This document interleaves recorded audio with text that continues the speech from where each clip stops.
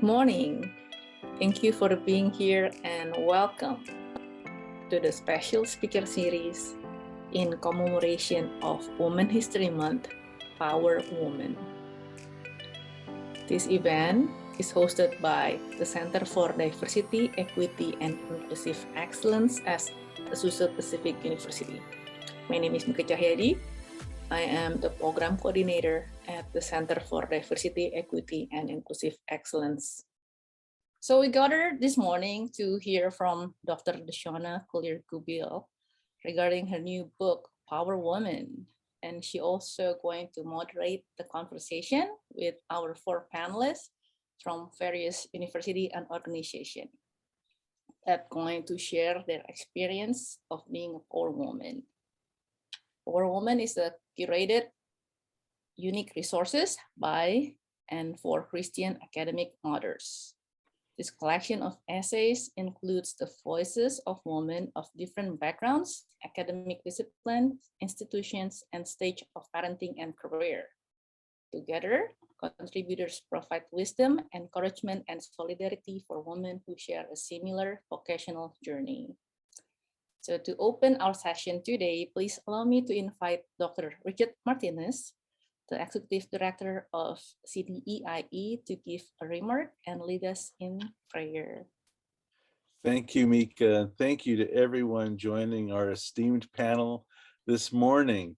I'd like to begin with highlighting a power woman who is currently answering questions before a Supreme Court Justice confirmation hearing. I'm talking about Judge Ketanji Brown Jackson, and she's the first Black woman nominated to the Supreme Court. And if confirmed, Judge Jackson would be the only active Supreme Court justice to have attended an Ivy League law school, clerked for a Supreme Court justice, served as a public defender, served on the Sentencing Commission, served as a U.S. District Court judge, and served as a U.S. Court of Appeals judge. You know, some folks in the political circles have said she's not qualified. Now, we know that's a ridiculous statement to make, especially after her extensive experience that totally qualifies her to be on the Supreme Court. But yet, over time, power women have been told that they're not qualified or they don't meet a certain standard. And this dilemma continues to plague our society as well. We're just delighted that we have power women in our panel to discuss how to navigate a complex system and totally hold on to those God-given talents to make a profound difference in our society and around the world. So please join me in the word of prayer. Gracious Lord, thank you. Thank you for this blessing of being together. Thank you for everybody who has joined our virtual panel experience today. Dear Jesus, please be with each panelist. Just allow them to speak their truth, to share their stories, to provide insights to our group gathered today about their journey as power women who have made a difference within their circle of influence and broader context as well.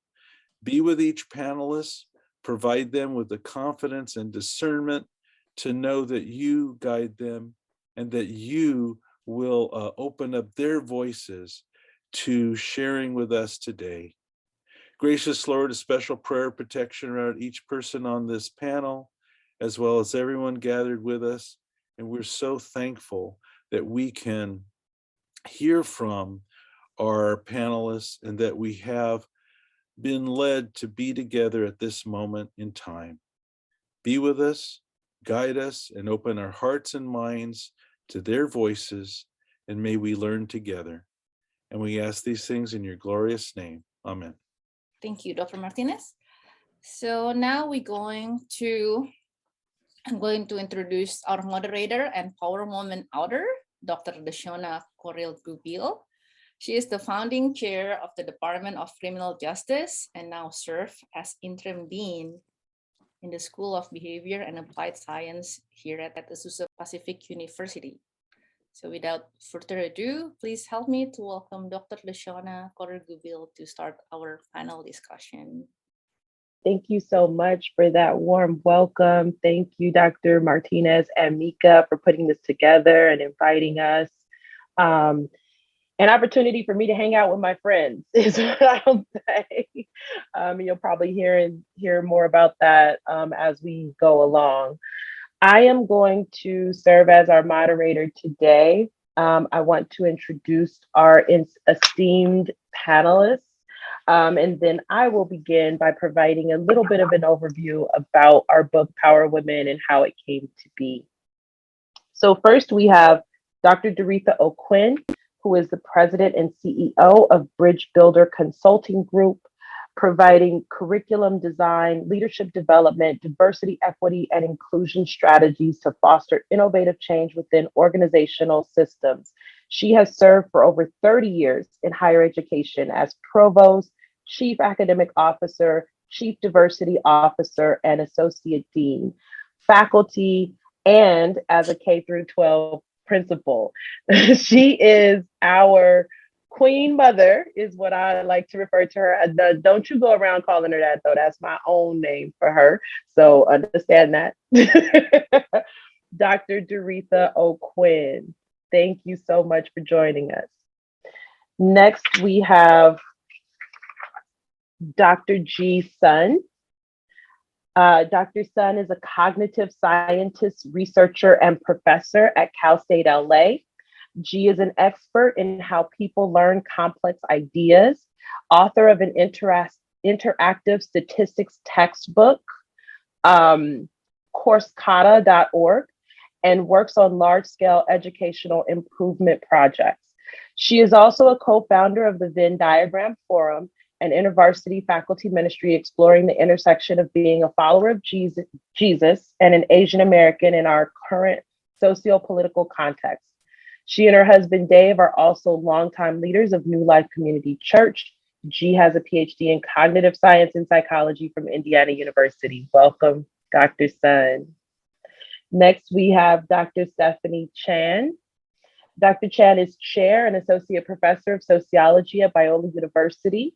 Her research explores the social processes and cultural resources that contribute to peace and justice. Her research has been published in Global Networks, International Migration Review, Human Rights Review, and Religion and Education. She was the recipient of Biola's Provost Award for Excellence in Teaching in 2017. She received her bachelor's degree in East Asian Studies from the University of California, Los Angeles, her master's degree in East Asian Studies from Stanford University, and her doctorate in sociology from the University of California, San Diego. Welcome, Dr. Chan. Next, we have Dr. Aisha Thompson. Dr. Thompson hails from San Francisco, California. There she goes. Okay, hails from San Francisco, California, and graduated from San Jose State University with a bachelor's in administration of justice and a minor in sociology. Following graduation, she went on to use her newly acquired skills at the California Department of Corrections, where she was able to explore the mentality of inmates and further understand the justice system. Realizing her passion and the need to create fairer laws and policies, she moved to Washington, D.C., where she received a Master's of Public Administration and Doctorate of Philosophy in International Relations and Public Policy from the one and only the Howard University. She currently works for D.C. government and adjuncts at a neighboring university in the Department of Social and Behavioral Studies. In her spare time, she enjoys reading, traveling, and swimming. Welcome, Dr. Thompson. So these amazing power women I get to be friends with and wrote a book together in our spare time. Spare time. So this awesome work, Power Women, I'm not sure if you could see it well, but the image is also in the flyer. There we go. Dr. Thompson has it there.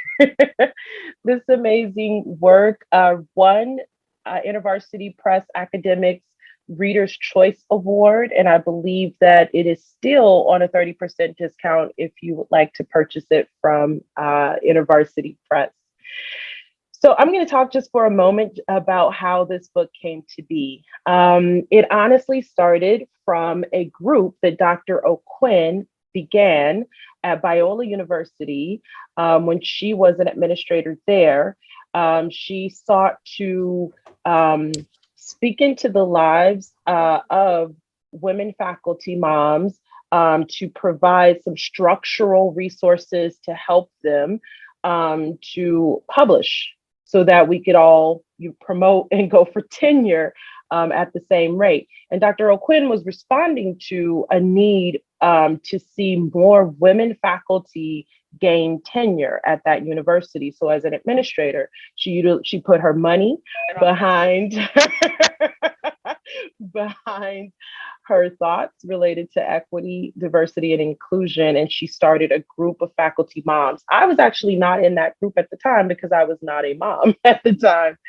But from that group, that group of women became friends. My co-author, Nancy Wang Yoon, was a part of that group. And that group grew. And from there, we kind of started putting our heads together, or they put their heads together. And then Nancy included me because as years went on, then I did have children. And we thought, hey, like, we need to write this book because there's nothing out there that talks about our experience as Christian faculty moms. And it started off focusing on those of us who work in Christian higher ed, but we expanded that horizon, of course. We started this book 3 years ago. It's been actually, now that we're in 2022, 4 years ago. So we started writing the book 4 years ago. We went through a whole pandemic.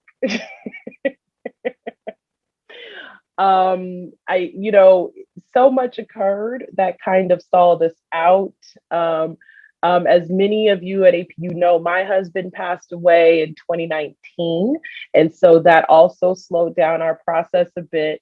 But in the midst of the pandemic, we kind of just said, hey, we have to do this because coming out of the pandemic, we don't want faculty moms to be left behind in the publishing arena. And so we are well on our way. We can get this across the finish line. And so we pushed and we got it done. And every contributing author had to push beyond massive barriers. As you recall, at the beginning of the pandemic, when K through 12 schools were closed, that created an additional barrier for faculty moms in completing work. And so trying to work on this publishing material at the same time was even more difficult. But we came together, we supported each other, and we got it done. I think some other things that I think is great to highlight in our process is that we also had listening sessions. So we had sessions where we held meetings together and we would talk about the book and talk about our chapters, and we helped each other to cultivate ideas. So I want to share that part because sometimes we can silo ourselves and try to create our published work just like on our own whenever we can get 5-10 minutes, an hour, 3 hours. And that's very difficult as a mom. So sometimes if we can put it together in a meeting, have some accountability from our colleagues and friends, that can help us to get across that finish line. So the book is full of awesome chapters by awesome women. I contributed to a chapter in the book where we talk about how the social support that we need. So for me, when I started the book, I was married, so 2 parents in a home, raising twins, and starting a department. Because as God would have it, right after I came over to APU to start the department is when we finally got pregnant. We have been trying to get pregnant for 5 years. But then during the course of writing the book, lost my husband. And so I solo parent now. My now 5-year-old twins who think that they're 30. They were bossing me around this morning, actually. They're like, don't forget my dance clothes today, Mom. I was like, I guess I messed up last week. That's fine. Accidents happen. But in my chapter, I talk about the African proverb of it takes a village to raise a child. And I truly, truly lean upon my village to raise my children. So from my wonderfully amazing superhero, more clutch than Kobe mom. That is what I call her. She's more clutch than Kobe because she shows up whenever, if ever, however, I need support and assistance with the twins. My parents, they're the twins' grandparents. They actually like get super excited. So I had a panel at APU last week, and I was like, oh my gosh, I need some childcare because I wasn't able to work out my babysitter. And my dad was even like excited, like it's our day with the twins. And I'm like, okay, let's turn this into a regular affair. But anyway, so my parents helped me out tremendously. Immediately following the death of my spouse, I was able to move in with them. So to have that kind of right there support, we have since moved out on our own. My parents are empty nesters again. I'm just kidding. And then I have my amazingly supportive, don't know what I would do without her, sister and brother-in-law. Who have moved. So they were living in Northern California and moved down to Southern California. We were not their sole reason for doing that, but a major reason for doing that was to come to be of assistance and support to myself and the twins. They actually just called me out of the blue last week and said, hey, we want the twins to come over and garden with us, which was amazing because I got a chance to take a nap, like uninterrupted. And it was a beautiful experience, y'all. It was beautiful, is what I can say. But anyways, so from that to my extended family, I've had cousins that will take my kids for a weekend so I can get away. I've had a church member to babysit, to be my extended term babysitter.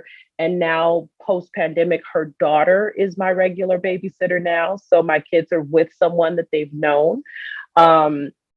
And just all the ways that God has always provided for me.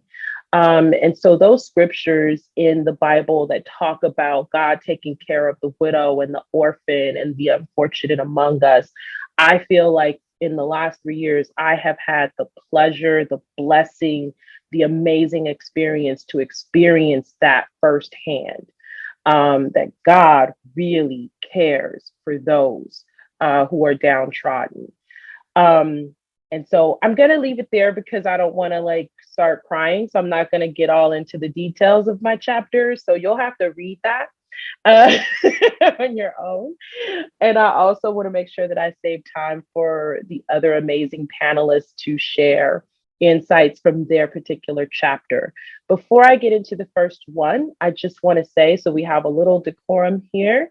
If you have a question when we get to the Q&A portion, or if you think of a question as someone's talking, please feel free to message me directly. So Deshonna Collier-Goubil in the chat, because I will be collecting questions and asking the panelists. So it can be a little distracting sometimes to have the pop-ups. So if you could do that, that would be great. Okay, so we're going to start with Dr. O'Quinn. Can you tell us a little bit about your chapter? Good morning, everyone, and it is indeed an honor to be among these esteemed women. Some I call daughters, as you've already heard, but with the utmost respect and honor for them professionally. And I take great pride in being the senior among the group. My chapter, Empowerment of Professor Moms Through Mentoring, is focused on an area of leadership development that is near and dear to my heart. which was something greatly lacking for me in the institution of higher education. I worked in predominantly white Christian universities or institution whose priority was not to have a personal investment or build a relationship or get to know me and understand my value added to the institution. When I received the invitation to partner in this book project, it was hands down, yes, this needs to go to print. The mentoring relationships range from formal, which were regularly scheduled meeting dates, time, goals, and accountability, as you've heard Deshonna already share, to planned and unplanned lunches, to just drop-ins, but all with the goal of empowerment. James Velasco, in his book, Teaching the Elephant to Dance, defines empowerment as unleashing the latent talent in the lives of leaders. That's exactly what I personally wanted to write about. So in my chapter, I capture some of my own experiences as one who did not have a professional mentor. I looked at the Greek origin of mentoring, defined the meaning of mentoring, and looked at the processes and characteristics written about mentoring and its unique practice of developing Professor Moms using real anecdotal experiences. The value that I place in the opportunity I've had as I invest even today in Professor Moms, it was very important for me to challenge institutions and readers to consider what I had the opportunity and chose to do and invest with my department money, a formal mentoring program in the institution. I could not end my chapter without highlighting what I consider the greatest empowerment tool that I saw needed through the mentoring process, and that was encouraging professional moms in the role of self-care in their lives. So what does it mean to be well spiritually, mentally, physically, emotionally, socially, so on? Professor Moms usually take care of everyone but herself to build the quality of life of others at the expense of her own, which is what Rima calls in his work, valuing your personal life over the practice, basically leading from the inside out. In that, you must own your value and identify your goals in every aspect of your life. And I highlight two important components to consider. First, you must articulate and embrace your life values. That's a part of the core of what I consider an opportunity to empower Professor Moms that I actually learned, not so much because I had all the smarts, but I had a great God who, in my aloneness in the process, helped me understand how important I had to look at my own non-negotiables, my rest, how I ate, the importance of exercise, my own grooming, my time with God himself, my own cleanliness in my home, family, of course, work, no doubt. And then connecting with my life's calling. What is my why? Why am I doing this? Why am I a part of all of this? Well, one, as a servant of God, a mother now, a mother of 4 adults and 9 grandchildren, it's what I do. And I'm proud to say that. as well as contribute to the Academy.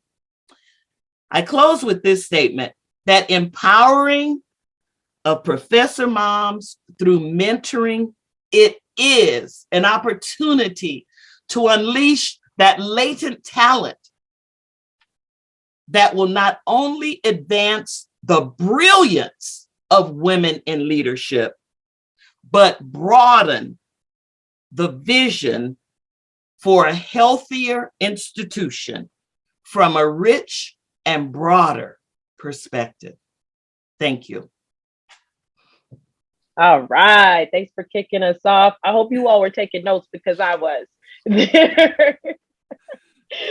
So next, we're going to have Dr. G. Sun. Can you share with us about your chapter, please? Yeah, it feels great. I just feel ministered to right now. I'm like, oh, wow, just in my office on this random time. I'm like, oh, I feel it. Thank you so much, Dorotha. Oh, I feel really honored to be here, especially after that. I'm like, oh my God, I am a power woman. Yes. And so I just want to share a little bit about my chapter. It's about the power of recategorization. And, I'm a little bit of an oddball. I never talk about being a mom ever professionally. I don't even acknowledge that I'm a woman. I don't acknowledge that I'm a human most of the time. And now I feel seen. I feel like, oh my God, I am a whole person. But usually in cognitive science, this is how we see people. I'm a cognitive scientist, and we see people as like inputs and outputs. It's like, you got something coming into your brain, you think on it, and then you churn some behavior out. And that's all we care about you. That's all, right? How does this have anything to do with my life as a mom, as a person of faith, as a professor at Cal State LA? Well, here's the thing. The little tiny corner of cognitive science that I specialize in is actually categorization. And you might not think of this as an important thing, but this is something we're doing all the time with our visual system. We're going out there and we're like, these are chairs. And even though all these chairs look a little different from each other, maybe you've never seen this chair before in your life. Just knowing that it's a chair, you could figure out what to do with it, right? So all our experience with past chairs, once we categorize it as a chair, we could figure out what to do with future chairs. This is the power of categorization, right? Now, here's the thing. We are all part of this mom category. And when people think of moms, they have a certain picture in their mind, right? A person who loves their family, a person who is devoted to their family and the home, right? These are literally Google images that come up when you type in mom. Now, what do you think of when we say a worker, somebody who works, somebody who has a job? They are not concerned with family and home. That's what they're not. Do you see any children here? Do you see any laundry here? No, right? And that's what we think of when we think of workers. And so when we have this category of working moms, they're kind of at odds. And so it's kind of like, oh, well, but if you're a mom, you should be obsessed about family. And if you're at work, you should be obsessed with work. They shouldn't overlap. And when we think about working moms, we think of this haggard person who's like torn in these different situations, because some of that mom stuff, some of the mom category comes creeping into the work category and says, shouldn't you really be concerned with your kids? Shouldn't you be thinking about home, right? And there's a history of discrimination, wage penalty, lack of leadership opportunities, basically every social science from economics to sociology, criminal justice, everybody deals with this kind of idea that, hey, in this overlap, there is a tension that often does not work for working moms. Not only that, but guess what? Being a working mom doesn't help you at home either. Because when you're a mom, you have to do everything. That's the default.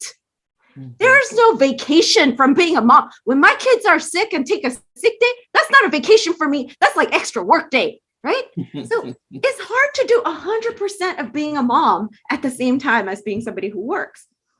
But it's different for dads. Can I tell you something? What if I told you a dad organized a child's entire birthday party? I feel impressed. I gotta say, I feel kind of impressed, right? I'm like, wow, that's a great dad. But if I told you a mom organized a child's entire birthday party, you're like, par for the course.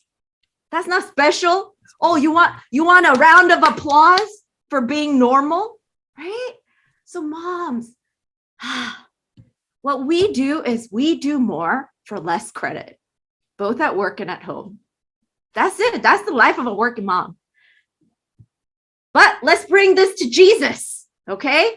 Because you know what? Jesus says everybody, it doesn't matter who you are, mom, dad, kid, grandma, grandpa, uncles, right? That everybody should be rooted and established in the love of Christ, that we may know this love that surpasses knowledge. And remember, I'm a cognitive scientist. I'm all about knowledge, right? So how can we know this love that surpasses knowledge? How can working moms get some of that? Because I don't feel that. I don't feel this, right? But I think we can feel this by being released. You know, when you're with Jesus, you don't have to be an ideal mom. You also don't have to be an ideal worker because of the grace that's in Jesus Christ. It's not because I got a grant or got published or I threw a great birthday party. None of those things matter at the feet of Christ, right? But to make it a little more personal, to help us remember this, I came up with a category for us because we can't call ourselves working moms anymore. That activates too many bad shadows. Instead, let's be female dads, right? We got to get some of that grace that's given to dads because dads get a lot of credit for doing like basic stuff. I want that credit. I did laundry today. Yes, credit, you know? So let's try it. A female dad organized a child's entire birthday party. Let's give her a hand. Let us give her a hand. That takes some real doing because you know what? Let's be honest. A female dad, that's a traditional dad because dads are expected to work. Dads are expected to do all that stuff. And then they get credit for doing anything at home. I want some of that credit, y'all.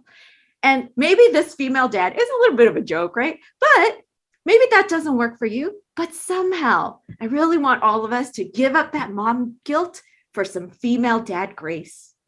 So thank you.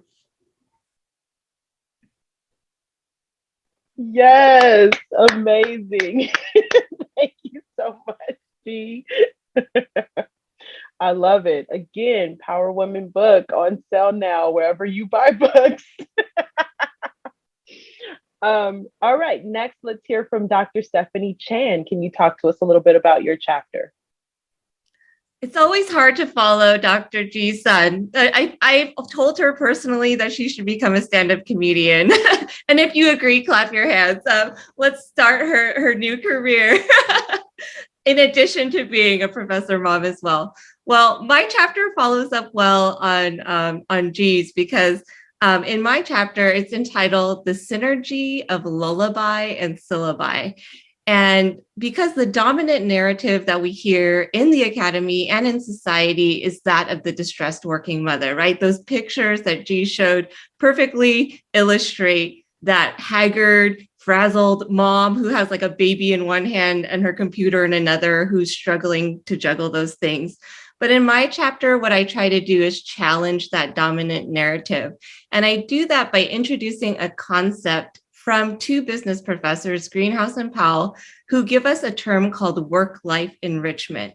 Work-life enrichment is when your experiences in one role help you and give you a better quality of life in your other role. And that work-life enrichment can go both ways. So your work life can enhance your family life, and your family life can enhance your work life. And so in my chapter, I look at some of the academic research that shows how this happens.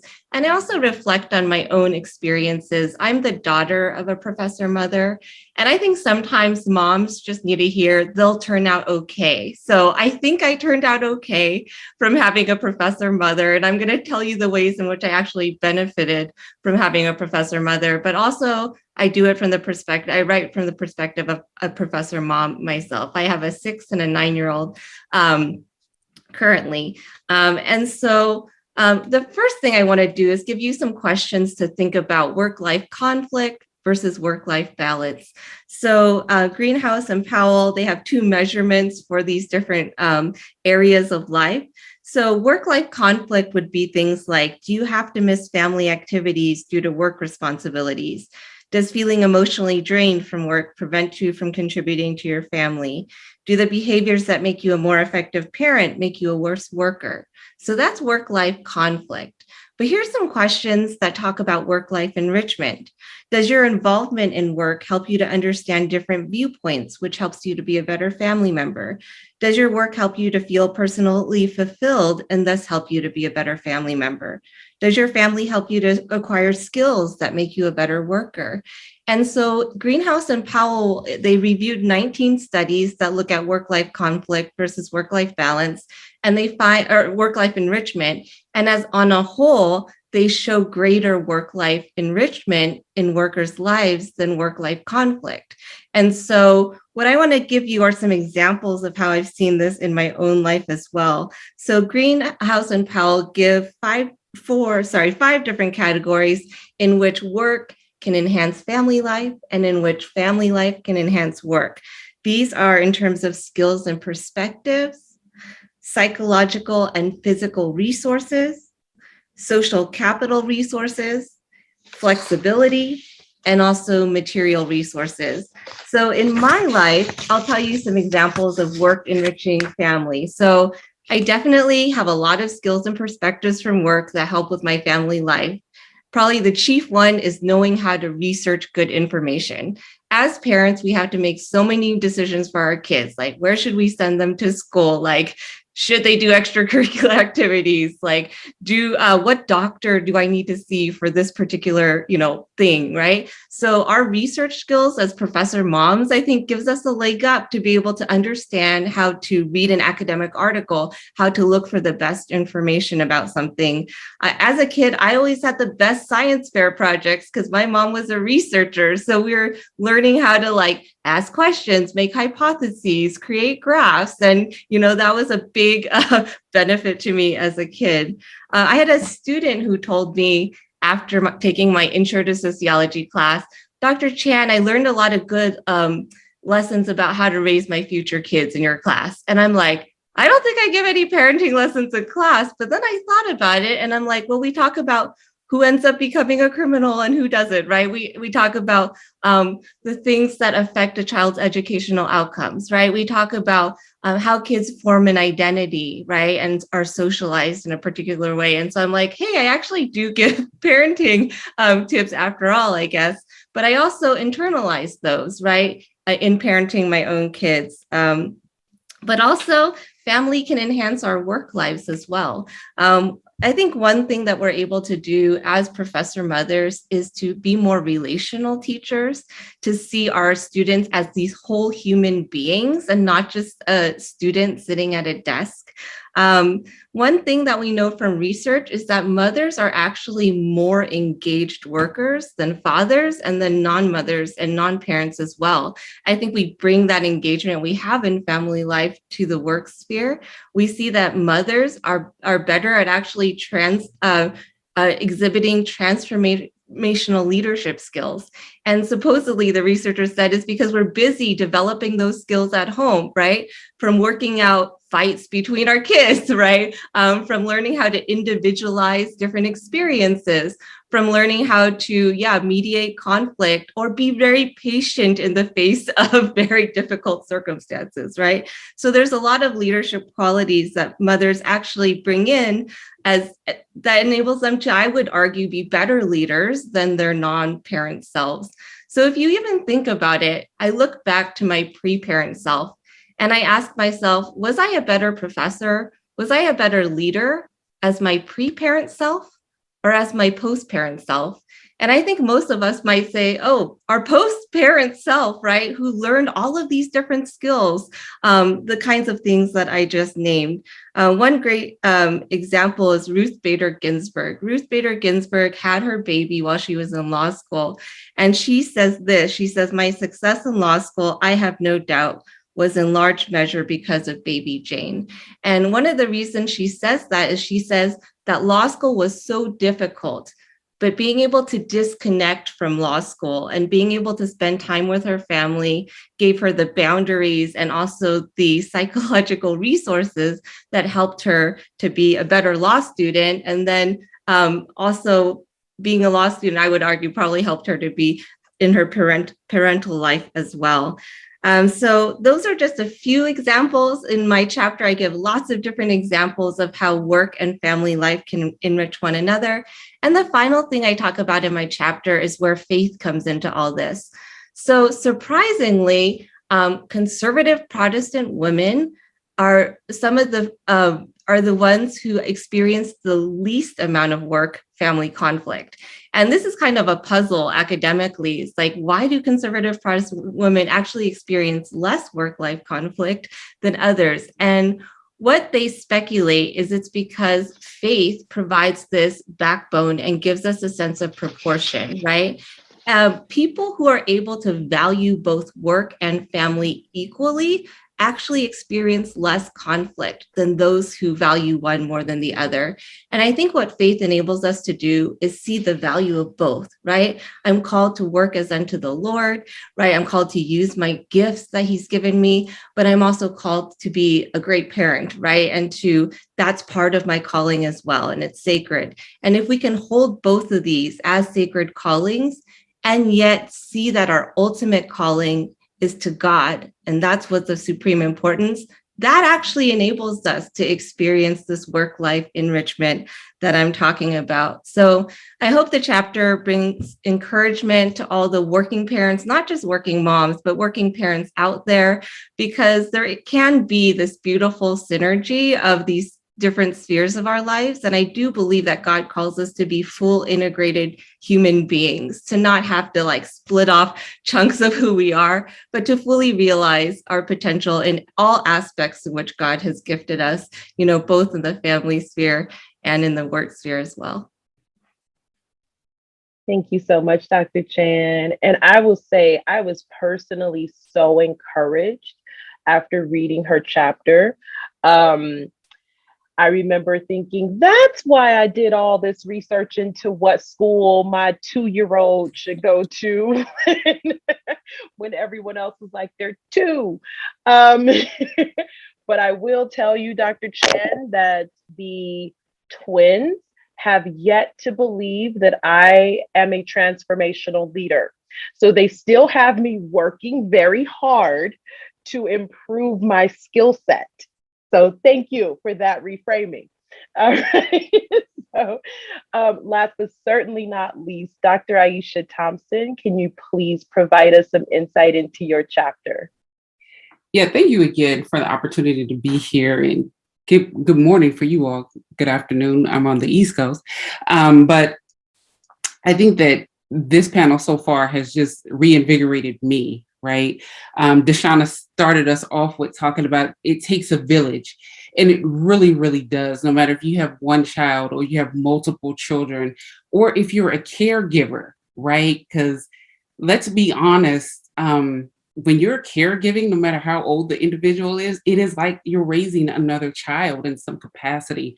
And so it really does take a village. And Dr. Quinn reminded us that of the importance to mentorship while they're in the academy. Don't wait till you're out of the academy to bring that mentorship role. And I think that is really critical. And then G-Sun just highlighted power women and how we don't go around saying we're a mom, or that we are even human, or that we're superheroes or working moms. And it's really because we just do it, right? And so that's really encouraging. And then obviously Dr. Tran just followed up with challenging this notion of distressed working mothers and encouraging us to shift our perspective in the narrative toward enrichment. And so I just really appreciate that level of energy and that commitment.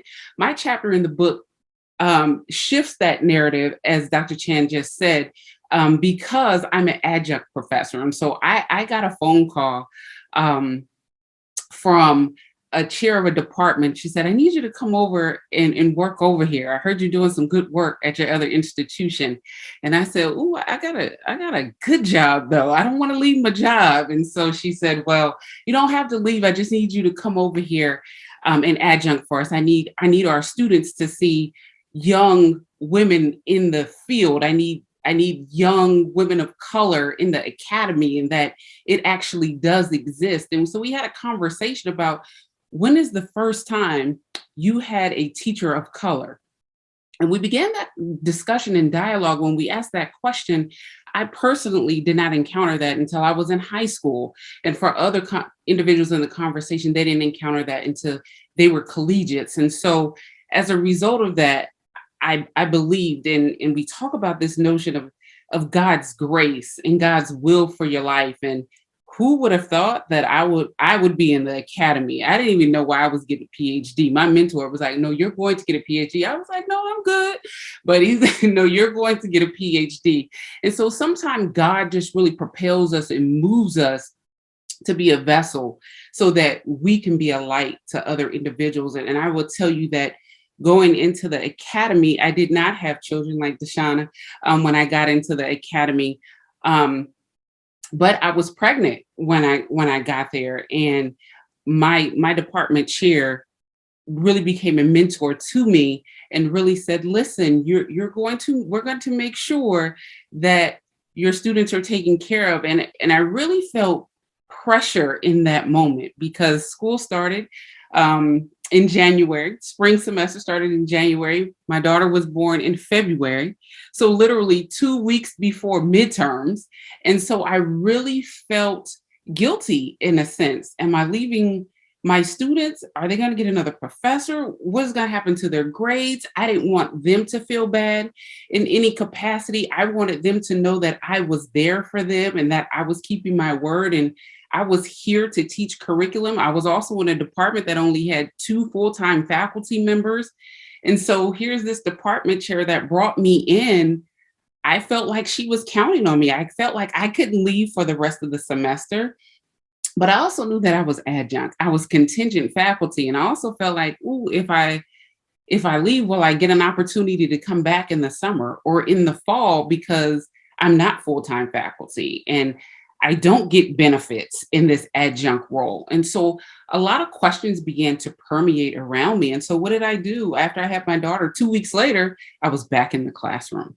I was back in the classroom because I wanted to make sure that my students felt okay, that my students were still learning, that my students knew that I was committed to them, especially at an institution where most of my students were first-generation college students who had already felt left behind in so many regards, who felt abandoned in so many regards. I wanted to be the one that lifted them up. And I felt like God had continuously made a way for me. And so I wanted to do my part to make sure that these students knew that there was a higher source looking out for them as well. Not that I'm God, but I just wanted to do my part in playing the role in making sure that students, and even myself, were able to look to the hills from which cometh my help. And so I had to recognize, and I had to grapple with, am I abandoning my child? Should I be bonding more? Well, what's happening? You're pumping and you're leaving milk in the storage. She waiting to eat until you get home because she don't want to take it from daddy. And so we got to bring auntie in to see if auntie can get her to eat. And so it really was a balance. It was a shift. But we talk about this enrichment that Dr. Chan just talked about so greatly.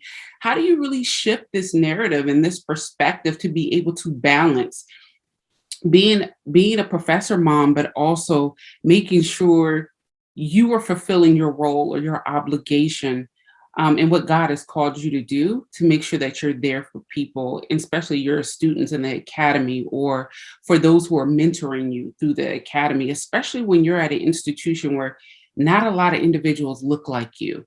And so you really do have to understand that the role that you're playing, and you have to make sure that you're showing up as your best self and in your best capacity. And so there's a lot of challenges, and I talk about that in the chapter, just being adjunct alone, but also how administration forgets about you as an adjunct because they become reliant and dependent on you because you're holding up this mantle, and they forget that you are not full-time faculty. And so faculty meetings are being held at 11 o'clock in the morning when you have a full-time job or you're supposed to be on maternity leave, right? Or they forget that because you're crossing departments, you're in humanities, but you're also in social and behavioral sciences.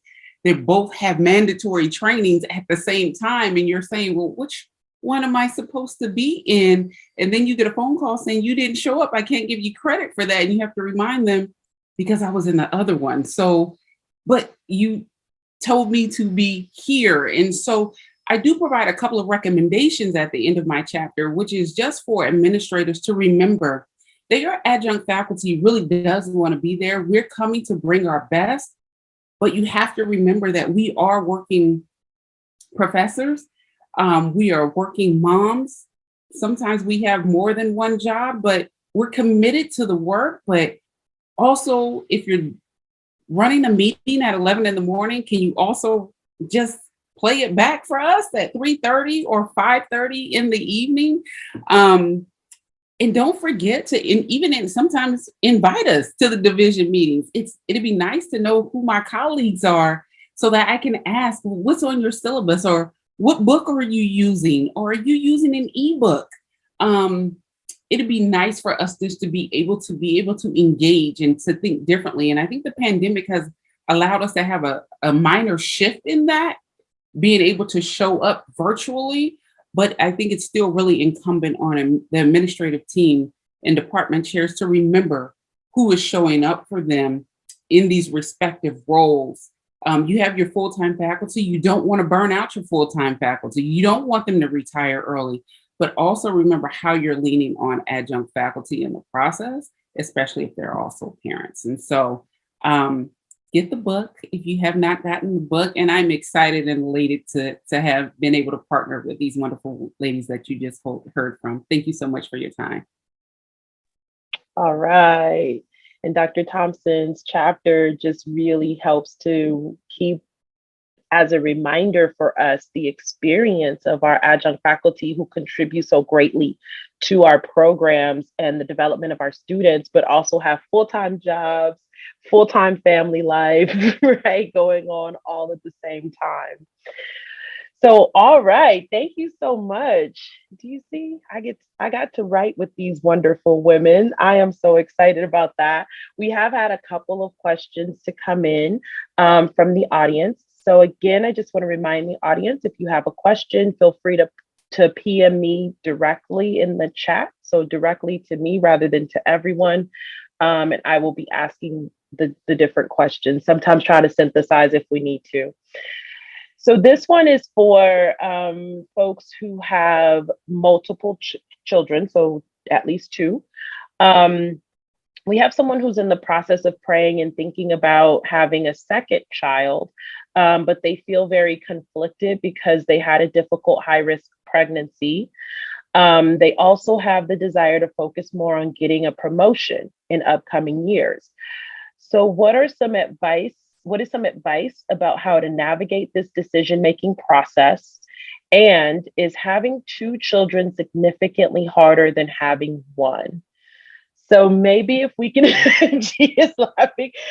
I can't answer because I had two at one time. So, but maybe if we could have at least like one or two people to respond to that, please. I could just have a quick thing. Because, it's like their first child takes up like 70% of your free time. And the second child takes up the remaining 30% of your time. But the problem is that's 100% of your time. So, it is a new level of crazy. Like now when I go back and I'm like, wow, one child, that was so easy. That's just like, what was I even doing? I should have just been like inventing stuff on the side. So it is hard. It's good to know that it's hard. But, it's also great. It's people say it's worth it. I'm here to promote that propaganda that multiple children is worth it. So there are days when I'm like, I'm still waiting to see if that promise is true. But it is definitely hard. Good to know.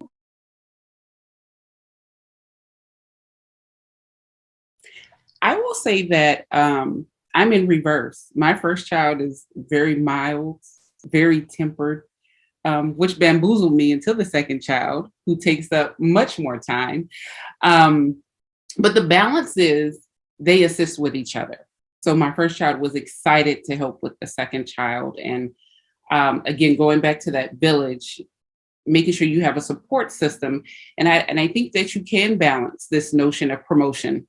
And so I'm not sure if you're full-time faculty or, but I hear promotion. And so I'm not sure if you're talking about tenure track promotion in that question, but I think that you can do it. I think that you lean on your mentors to help you in that process. I don't think that you have to give up one for another, but I heard you say that you're praying. And so God's not going to steer you wrong in this process. And so just know that what is for you will be for you, but don't think that not having a second child will guarantee you a promotion or will hinder you from a promotion, because that's not the case. But if it's your desire and it's God's will to have a second child, I think you move forward with that and lean on your mentors and your support system and your network to make sure that that promotion comes to fruition.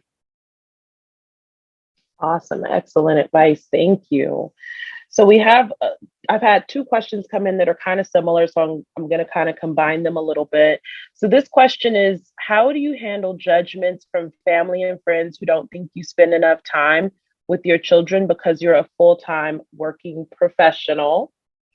And so similar to that is kind of leaning into how do you co-parent? How do you co-parent with in-laws and additional parents?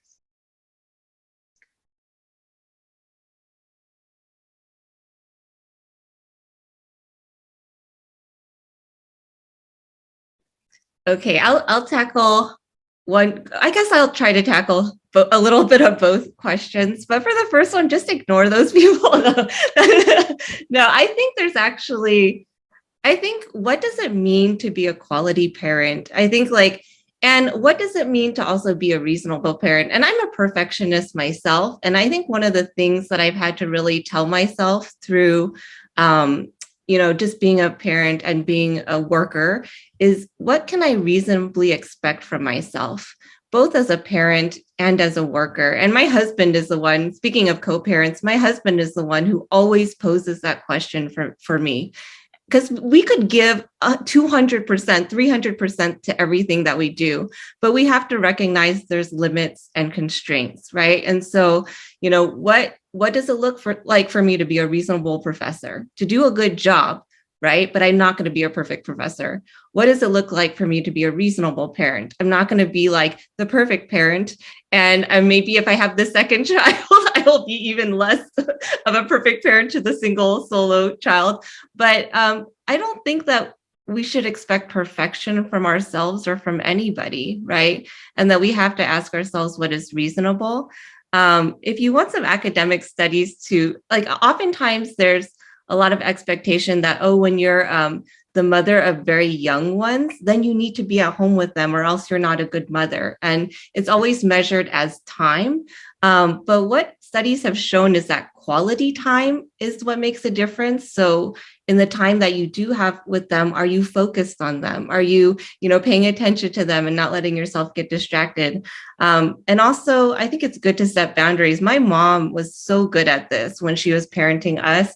She would work from 9 to 4:30 and it would be cut. That's it. She wouldn't answer. Well, at that time, they didn't have emails. She wouldn't answer phone calls or letters, past that time. But she would really put boundaries on her work. And that's something that I've adopted from her as well, is to preserve that time with my family. So I don't answer any emails on weekends. And I don't send anyone emails past noon on Friday, because I don't want them to think that they have to answer their emails from me either. And so I think those things are really important. But yeah, in terms of co-parenting, my husband knows that we equally parent. And I think it's really important to find a supportive spouse, because I think without a supportive spouse that, the game would be a totally different one, right? So I think it's important. And so I say to him things like, well, I'm taking off for this kid's spring break on this day. So next time you're taking off for that kid's spring break on that day. And we do have to negotiate and, kind of work that out. So, but I think that that support system is so critical to just finding your people, right, that can support you. And I think that includes your co-parent as well. If I could just kind of echo briefly on what Stephanie has said. I actually, during my time of my own studies and working as a professor, as an administrator, all was about moms and at all different ages. I think one of the one thing you said, Stephanie, is very important, is that you have to create boundaries. There are certain things. One of the lessons my husband taught me real early on, because, you know, as a young mom, you're into all of this. And so one of the things, I was listening to this one. And one of the things he said, you live at 4242 Carlin Avenue in Linwood. That's your that's your turf, right? And what happens in here is how we handle things. And so one of the things you have to realize is you do have to set boundaries, because everybody and anybody knows how to raise your kids, right? Right? Wrong. It's not. You're the designee of those children and that assignment. So just know that it's not out of disrespect. I think you show more respect when you're able, as I said before, look, these are my non-negotiables, and this is what I'm called to do. And we understand that. And the same thing with co-parenting. Sometimes you have to open your mouth and say, hey, I need some help. And and you know each other's strengths, you know it. And oftentimes, sometimes our wonderful fellas, and I was blessed with a wonderful fella who basically didn't struggle with who he was and who I was and my giftings and all. But you have to sometimes cry out for, you know what, I need help. You know, I need to do this at this time, or I need to do this at this time, as well as affirming him. And as far as my husband, what I appreciate so much, because I was getting my doctorate and he wasn't interested in all of that. And so basically he said, and he had guys, even us Christian men in the church, that came to him and said, you know, you letting your woman get her doctorate, and, you know, she's gonna da da da da da da da da. And basically he said, look, I know who I am. Whatever God has called her to be, I want to support that.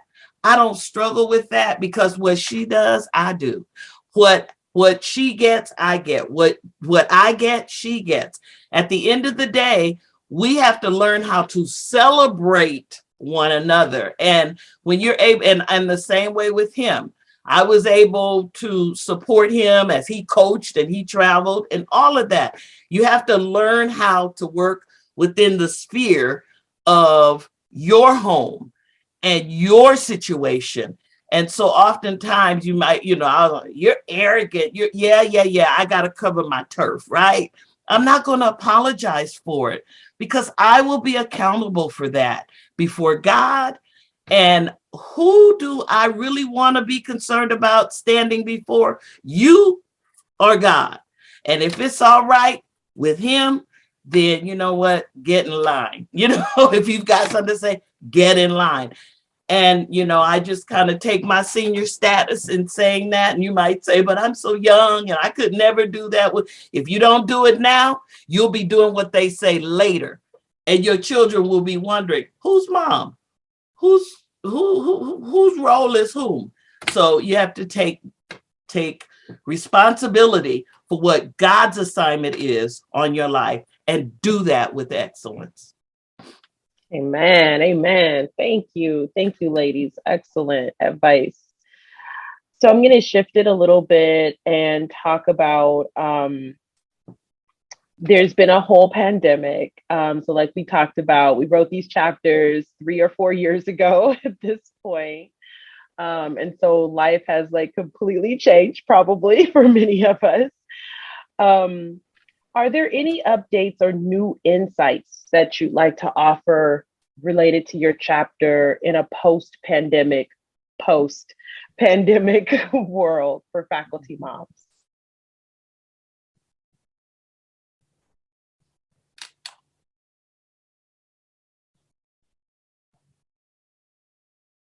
I'd like to just encourage faculty moms to take care of yourself, to really take care of yourself. I know the demands have doubled. I know that there are so many add-ons that maybe you didn't jump into, or you didn't get, this wasn't a part of the plan. And again, I also encourage boundaries and setting clear priorities, realizing that you're not a superwoman in the sense of you can do it all.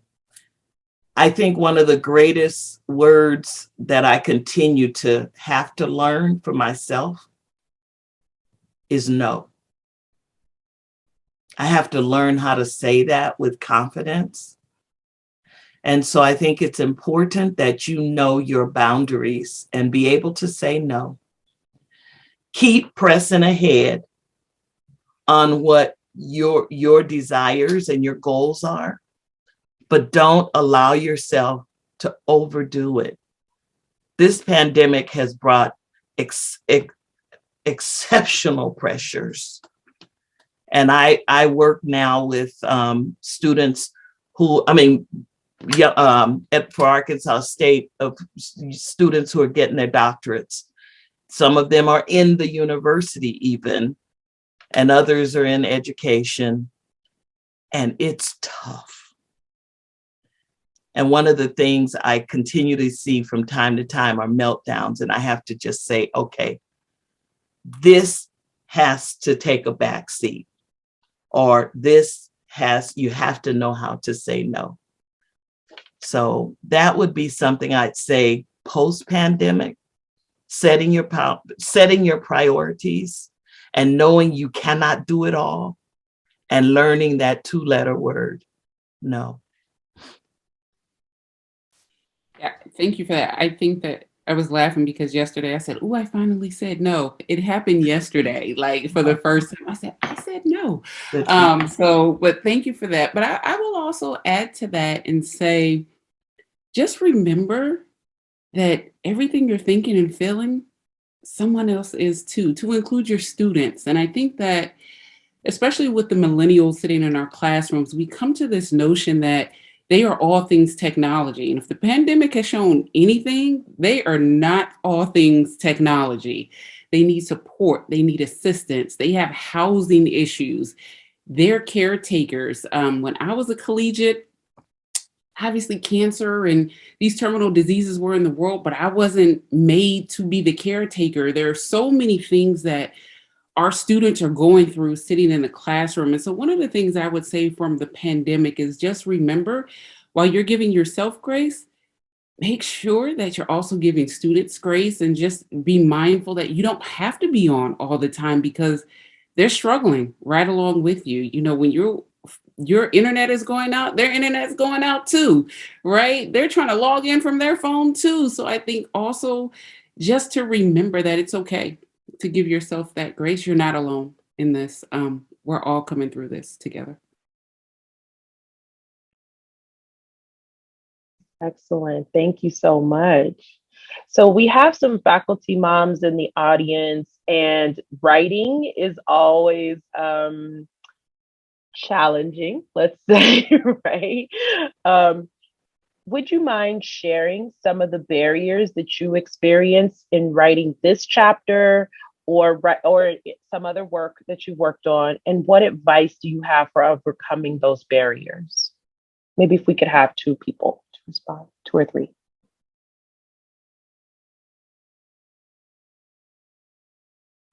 I think that's always the kind of shocking thing to people who are not in the academy, like how much we write. Like we write so much more, and like so many our jobs are making or breaking it based on our writing. Like I write a lot of grants, and this chapter was actually a really different writing experience for me, because I usually write like about statistics, which is a really different kind of writing. And people are always like, all the like reviews I get are like, this language is so casual. You speak so casually. Take out the joke from your abstract. And I'm like, where can I make jokes about statistics? If not in a statistics journal, I can't make it anywhere else, you know? And, you know, they're always like, you're too personal. And then I write this chapter and I'm all like, facts, statistics, citations, and they're like, you should be more personal. And I'm like, why? Why do you want to know about me? It's not about me, right? And so I think that's been a real interesting experience for me. Like, usually I'm supposed to take myself out, be this, kind of ivory tower person who, like, you're not supposed to see who's writing it, it's just supposed to like come through a journal, and to be like, oh, to show myself, to show who I am. And, those little jokes, they're really part of who I am. I am statistics jokes. My 8 a.m. statistics class is popping. Okay, popping for a statistics class. It's a very, very low bar. Very low bar. And so, I think that's been a really great experience for me to just be myself. For me, yeah. Oh, go ahead. I was just going to say, I love that that G highlighted how there are different kinds of writing. And so, we don't have to be stuck in this box of like, it has to be for this kind of academic journal. You can do something super fun, which is what we did, and still get the publication credit that you need in order to promote. Go ahead, Dr. Chan.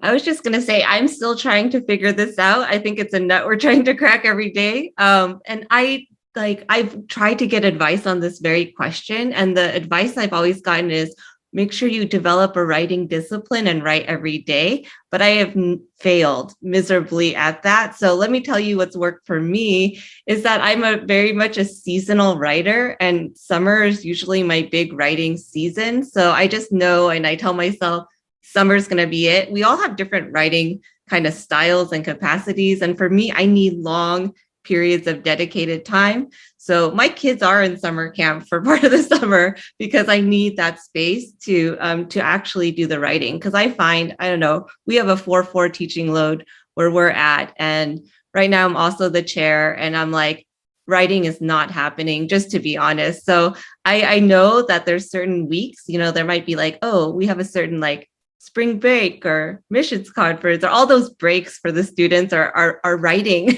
time for me. So I think for me, I'm a more seasonal writer, and that's how I've managed it. I don't know that that's ideal, but that's how I've survived. Yeah, I love it. I mean, I think giving that is super practical advice, that it's working on what works for you. I'm going to say, if anyone else has any other needs any more inspiration about writing, we actually do have a chapter dedicated to the scholarly pursuits written by Dr. Maria Sue Wong. So that is in there for you, Power Women. All right, I'm going to shift a bit and say we have some administrators in the audience and some who will likely watch this on replay later on.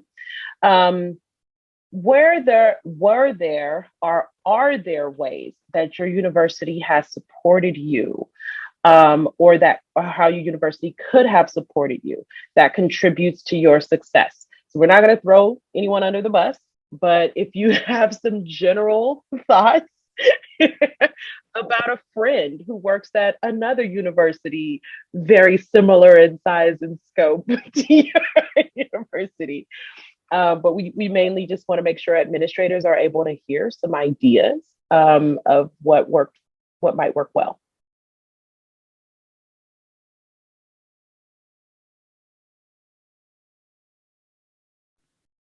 I would say one of the things is, especially after professors enter the academy, this notion that everybody's an expert, training is still necessary. It's okay to communicate professional development or assist with professional development training to become a stronger writer, to understand that there was a sequence change in APA style citations so that we're teaching our students the most current and relevant work in the field. It's great to use a book that was published in 2010, but we're officially in 2022. And so being able to have some professional development and training to make sure that we are producing the best and the brightest in the field also comes with making sure that your faculty is seasoned and feels encouraged to explore what is what is relevant and what is current without always feeling that pressure that we have to go find it ourselves. It's okay to provide some suggestions or input when it comes to professional development and training to make sure students are getting what they need.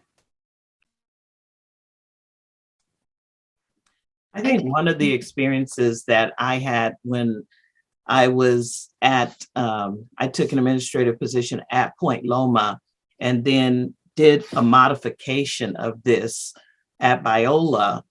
A couple of things. One is, I think that a university should consider something that I experienced at Point Loma was a 1-unit release for new faculty, to where that 1 unit was to come and have for a full semester a time of engaging in the culture of the institution, the different guidelines and policies, what's available. And there was a cohort of faculty, new faculty, that stayed together for a long time. And it really built on the retention of faculty, and it was intentional and it was investment. Thus, taking that over into working with the teacher learning center that Biola was developing at the time, but out of my own budget as vice provost, I was able to set aside money to at least start to show how it can work. And then later on, when the teaching and learning center was further developed, suggested that idea that universities should know that everyone coming into your institution there should be some intentionality in introducing the culture of your institution, and to be able to allow new faculty to come in with an opportunity to go, to learn, and to grow, understand the nuances of the institution, how to get promotion, and allow that time of, that it's a semester that they can really feel a sense of understanding, meeting other faculty, hearing about the guidelines, the policies, the governance, and all of that. And so I think administrators should take that to heart, that if I am that important in you bringing me in, invest in me to stay with you.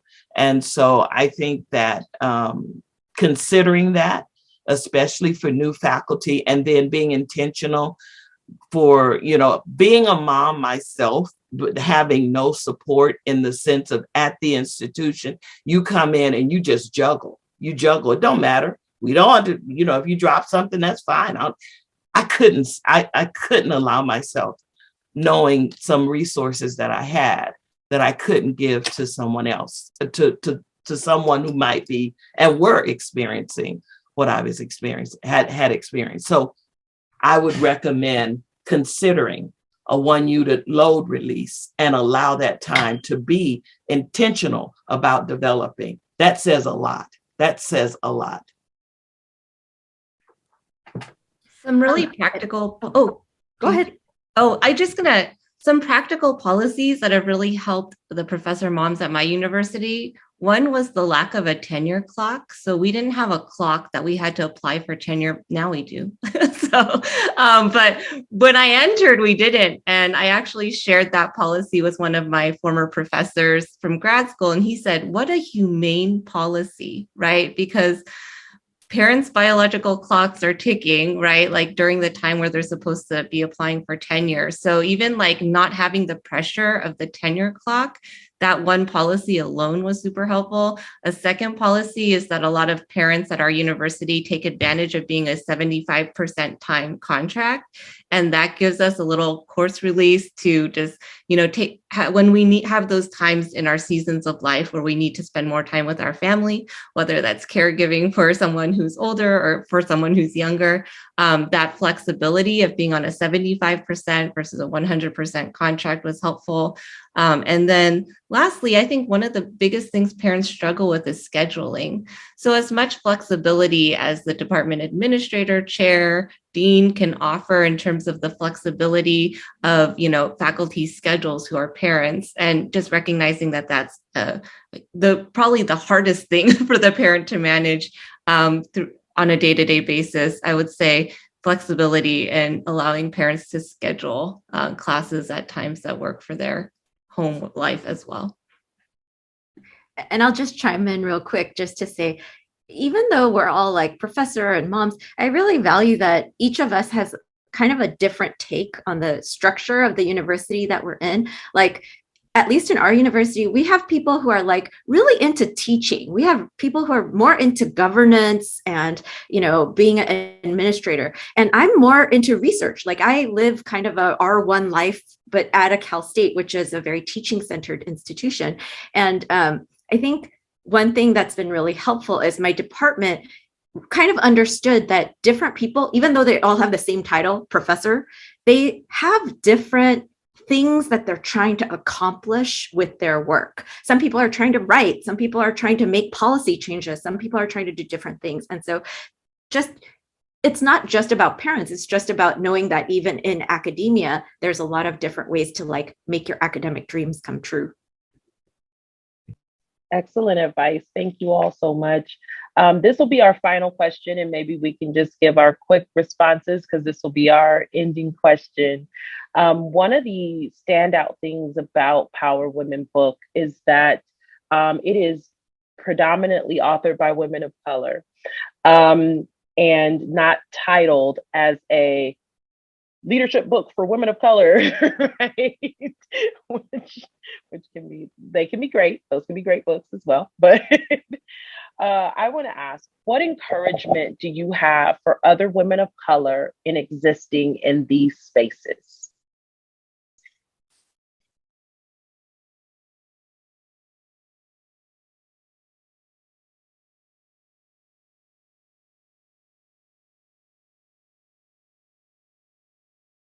It's just such an easy question,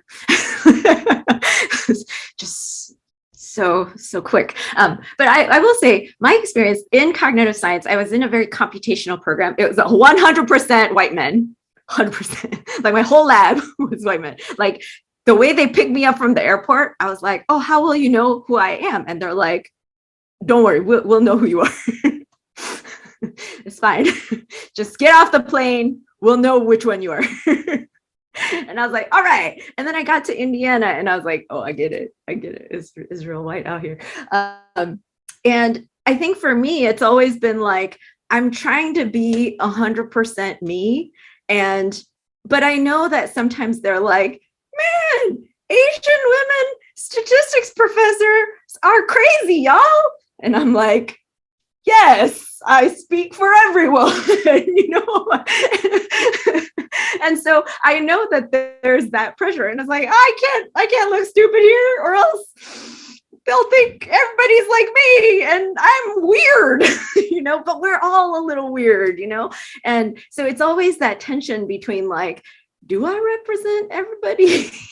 And I would like to represent more people sometimes, And so I think I'm always trying to figure out who am I responsible to, and trying to remember, Jesus, you are who I'm responsible to. But it's sometimes hard to figure out exactly how to serve God well when nobody is reminding you of that except for you sometimes. I'd like to add a little to G's. You've got to know who you are and love you. You don't have to be apologetic about who you are, because you understand that, one, I am created in the image of God and in his likeness. And at the end of the day, those who have problems with that, they don't have a problem with me. They have a problem with themselves and their God. And if I had to, well, I won't go there. I have to be confident in the reality that what God has given me, if you don't take advantage of and when I say take advantage, I'm not talking about abusive advantage, but if you don't choose to understand what I bring to the table, it's your loss. I am not here to perform. I am not here to impress. I am here to show you, not show you, but be the person I'm called to be in this place. And I dare not apologize, nor cheapen the quality of what I bring to the table. And so I want to encourage those of you who are in that space where you might question or you might find yourself attempting to define yourself by the definitions others give you. Step out of that and be who God has called you to be boldly.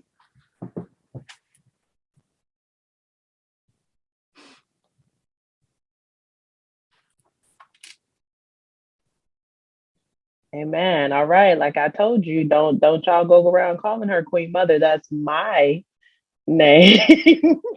That is my relationship. You cultivate your own.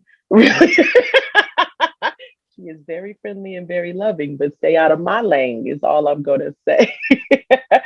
All right. Well, I just want to thank our esteemed panelists. You all just blessed me so much. You have lifted me on this day. I feel like I have been focusing on trying to choose joy daily in my work here at APU, and this has been the joy of my week. So thank you so much for extending your time and being such a blessing to us all. I know that we have a couple of our panelists who have hard stop times, so they may have to jump off. But Mika and Richard, I want to pass it back over to you for our official closing. Thank you, Dr. Collier-Goubil, and thank you to all of our panelists. I'm going to hand it back to Mika for the closing. Thank you, Richard. Thank you, Dr. Deshonna. Thank you, our panelists. So enriching, so entertaining. And I like the closing that Dr. Rita shared with us. Be what God called you to be boldly. That is what I'm going to hold fast moving forward. Well, thank you so much. That will wrap our event today. Thank you so much. God bless you all and have a good rest of your day. Mika, go by Power Woman. Mika, can I just commend Deshonna? She did an outstanding job. Aww. Thank you, Deshonna. Thank you. Thank you. Thank you. Pick up Power Women wherever you buy books. Bye. Bye. God bless you.